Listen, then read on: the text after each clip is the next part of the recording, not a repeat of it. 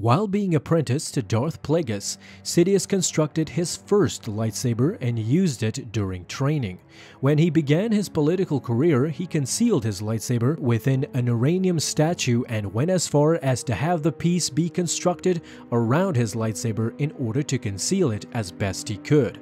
The weapon remained hidden within the statue for at least 2 decades, waiting there until Palpatine would have use of it. During this period, the Sith Lord was forced to use backup weapons when he needed to wield a lightsaber, and on one occasion he was seen using his master's lightsaber instead. Having a fondness for art, Darth Sidious designed his original weapon with a high level of craftsmanship, clearly influenced by the Sith Lord's love of antiquity. The body of the lightsaber was fashioned from indestructible frick alloy, while the flat emitter was composed of rhodium. The insides possessed a refined and elegant electrum finish, and the weapon used a synthetic crystal as its main focusing crystal. Always planning ahead, Sidious already had prepared a backup lightsaber. This second weapon was initially identical to his first lightsaber, with the electrum and frick finish of his original weapon. However, Palpatine, after some time of building it, went on to add an unknown black alloy to the body of the lightsaber. In truth, he viewed his own lightsabers as little more than objects that you can show off, and rarely wielded them in combat. We saw him use both lightsabers during his visit to Mandalore. He proceeded to kill Savage Opress and enslaved Maul in the process. Later, using Sith alchemy, Sidious appeared in front of Yoda as a disguised Sith Lord and battled him with a single lightsaber.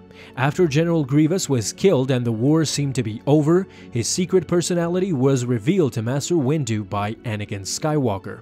When the Jedi Masters arrived to arrest him, however, Sidious elected not to go down without a fight. He ignited his original lightsaber that he had built as a youngling and hid inside the statue. The two Force users seemed to be matched equally until Mace Windu gained the upper hand and kicked him.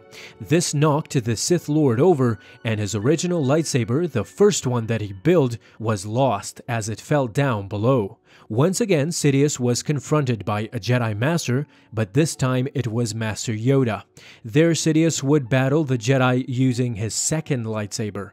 In regards to the films, this was the last time that we see Palpatine use a lightsaber, as he does not wield one in Return of the Jedi. However, recently, with the release of the novel Lords of the Sith, we see that Darth Sidious would once again use his second lightsaber and fought alongside his apprentice Darth Vader against a swarm of Ilex on the planet Ryloth.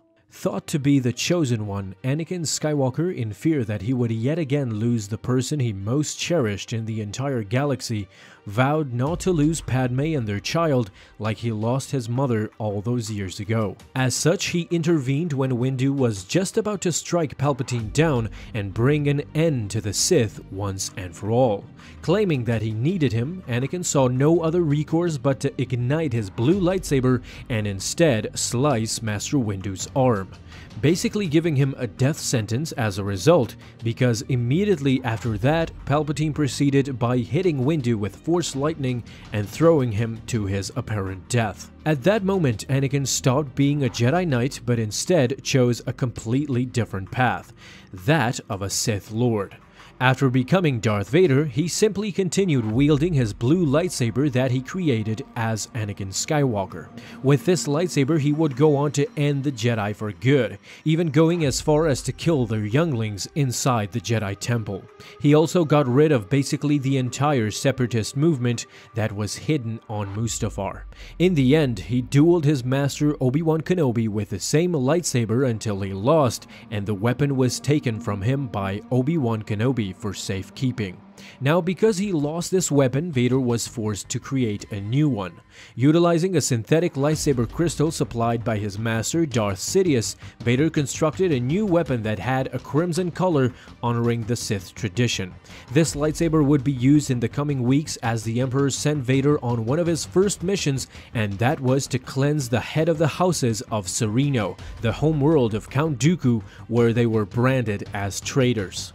Vader would use this lightsaber for the the rest of his time as a Sith Lord and used this weapon to kill Obi-Wan Kenobi aboard the Death Star and eventually would cut off the hand of his son, Luke Skywalker. During a second lightsaber duel between Vader and Luke, Luke temporarily succumbed to his anger, and after attacking Vader viciously, he cut off Vader's cybernetic right hand, and as a result, both the hand and the lightsaber fell down the same energy pit which Sidious was thrown and eventually died.